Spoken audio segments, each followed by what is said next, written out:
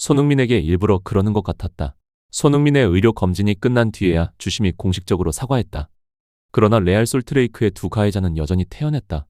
로스앤젤레스의 밤은 접혔지만 엑스레이실의 형광등은 여전히 새하얗고 소름이 돋을 만큼 차가웠다. 아직 마르지 않은 필름 위로 캘리포니아의 여름을 긁고 지나가는 가느다란 등압선처럼 희미한 선이 정강뼈를 따라 길게 이어져 있었다. 의사는 광펜 끝으로 아주 좁은 원을 그렸다. 골절은 아닙니다. 하지만 미세 균열 소견이 있습니다. 휴식과 부하 감소, 추가 관찰이 필요합니다. 손흥민은 아직 짙게 멍든 정강이를 내려다보며 고무장갑이 바스락대는 소리만 들릴 만큼 침묵했다.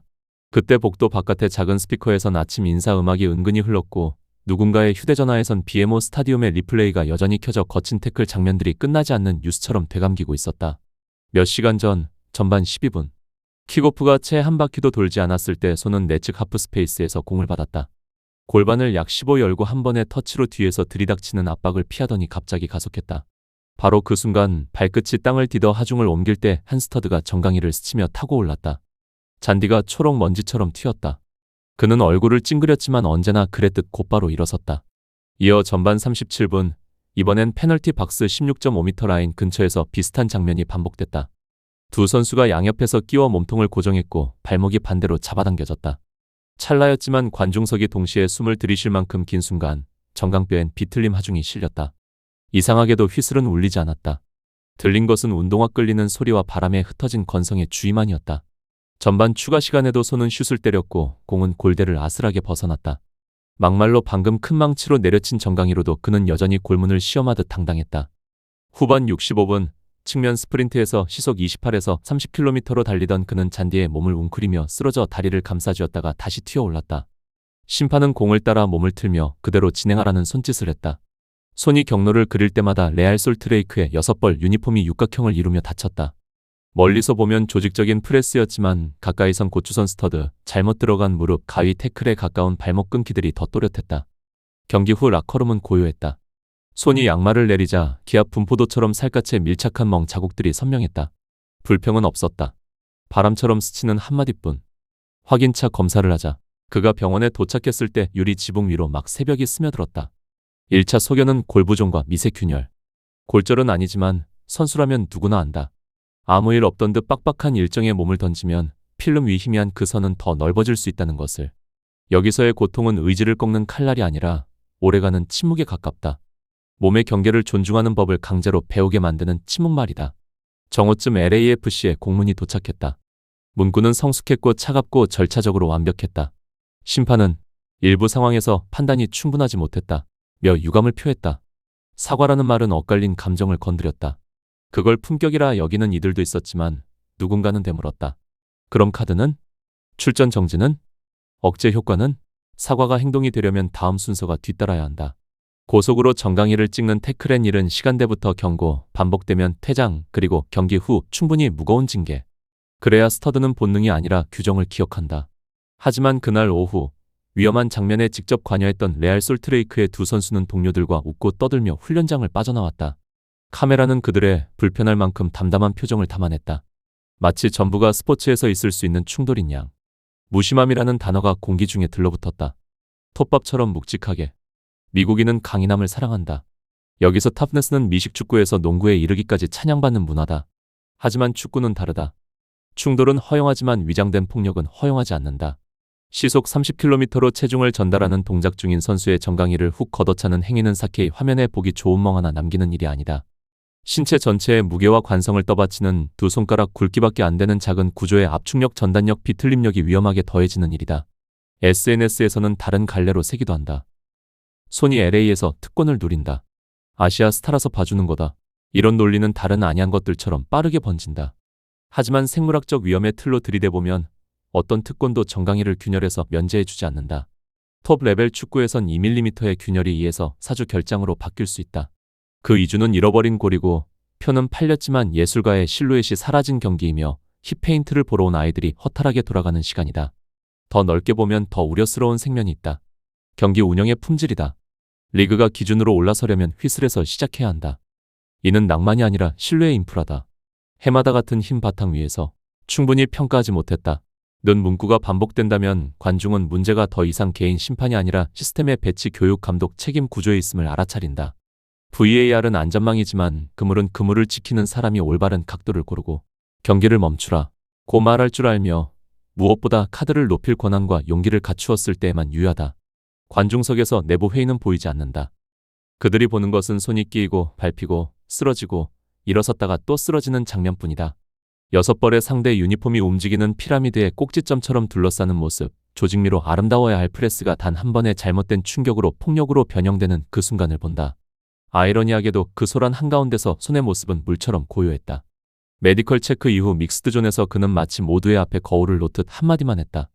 저는 심판을 존중합니다. 모두가 함께 더 잘하길 바랍니다. 탓하는 말은 없었다. SNS가 나눠 갖기 좋은 분노의 파편도 없었다. 바로 그 침묵이 주변 환경의 진짜 소음 정도를 드러냈다. 억제가 없으면 소음이 협업을 잠식하고 투명이 없으면 논쟁이 개선을 잠식하며 용기가 없으면 좋은 사람들 선수에서 심판, 주최 측에서 관중까지 멈춰 서게 된다. 이 이야기의 다른 모서리에서는 위대한 이름들이 거울처럼 비친다. 리오넬 메시는 수천 번의 태클을 지나오며 공을 비밀처럼 간직할 때 정강이가 어떻게 추격당하는지 안다. 그가 그 밤 스튜디오에 앉아 있었다면 아마 오래된 교훈을 상기시켰을 것이다. 규칙이 선수 편에 서지 않을 때 재능은 폭력 앞에서 수비로 내몰리고 축구는 관객에게 팔아야 할 것 아름다움을 잃습니다. 데이비드 베컴은 MLS에서 신뢰가 얼마짜리인지 누구보다 잘 안다. 그는 미국의 새로운 장을 가져왔고 브랜드는 단기 하이라이트가 아니라 장기의 공정함으로 세워짐을 알고 있다. 티에리 앙리 하프스페이스를 득점 공장으로 바꾸던 사내라면 리듬을 말할 것이다. 축구는 리듬이 있어 아름답고 그 리듬은 기술 있는 선수가 불법적인 박치기와 후킹으로부터 보호받을 때 비로소 산다. 루이스 수아레스, 한때 경기의 끝을 맛봤던 반면교사는 말한다. 열이 기준을 넘으면 모든 것이 미끄러질 수 있다고. 좋은 시스템은 개인의 실수가 집단의 재난으로 번지기 전에 붙잡아 두라고 존재한다. 내 전설, 내 단면. 요란한 판정문은 필요 없다. 창조하려는 이를 보호하는 데서 모든 축구 문명이 시작된다는 사실만 상기시키면 된다. 경기로 돌아가 슬로 아이로 전술을 읽어보자. 레알 솔트레이크의 4-4-2는 전환 국면에서 가짜 4-3-3으로 변형됐다. 두 측면 미드필더는 안쪽으로 좁혀 가로 패스를 차단했고 수비형 미드는 앞으로 튀어나와 직선 경로를 끊었으며 두 센터백은 뒤로 물러나 진입로를 잠갔다. 6개의 실루엣이 손을 중심으로 육각형을 이뤘다. 도식적으로는 모범적인 프레스지만 신체의 층위에선 정강이를 한 번만 찍어도 윤리의 경계는 넘겨진다. 그때 심판의 일은 아주 단순하면서도 지독히 어렵다. 보이는 것, 위험을 이해하는 것, 그리고 초반에 카드를 꺼내는 것. 전반 12분의 경고가 다음날 정오의 사과보다 더 무거울 때가 있다. 그것은 행위의 천장을 세워 여기까지 라고 말해준다. 천장이 없으면 모든 것은 상승한다. 모든 것이 상승하면 아침에 엑스레이 필름이 전파를 타게 된다. 현대 축구는 데이터를 사랑한다. 낮은 X기인데도 들어가는 골, 0.08X의 슛이 그물을 가르는 순간 박스 안터치 증가, 공식 채널에서 조회수 100만을 넘는 클립. 이 모든 것이 손을 시각과 감정의 현상으로 만든다. 그렇기에 손의 정강이를 정면으로 겨냥한 태클은 한 선수에 대한 공격을 넘어 더 큰 질문을 건드린다. MLS는 화려함보다 공정함을 먼저 놓을 준비가 되어 있는가? 화려함은 표를 팔고 공정함은 사람을 붙잡는다. 화려함은 시선을 끌고 공정함은 마음을 붙든다. 주변 공기에 여전히 LA의 아시아 특권. 같은 속삭임이 떠돈다면 필요한 것은 누가 옳은지 말싸움이 아니라 전 세계가 볼 수 있는 절차다. 위험한 태클엔 즉시 카드, 재발하면 카드색 변경, 경기 후엔 출전 정지와 보고서 공개. 감정이 끼어들 틈은 없다. 충분히 평가하지 못했다. 는 말 뒤에 숨을 기회도 없다. 그 소용돌이 한가운데서 가장 아름다운 장면은 지극히 평범한 동작에서 왔다. 늦은 오후, 손은 더 두꺼운 양말을 신고 훈련장에 나와 정강이 보호대의 테이프를 확인하고 끈을 여미고 가벼운 워밍업 랩을 시작했다. 한 걸음 한 걸음이 작은 시험이었다. 깊은 잠수를 앞둔 잠수부가 물에 손끝을 살짝 담그듯이 그는 펜스 밖 몇몇 팬에게 손을 흔들었다. 억지로 강인함을 가장하지도 아픔을 굳이 숨기지도 않는 옅은 미소로. 그것이 스포츠의 두 번째 아름다움이다.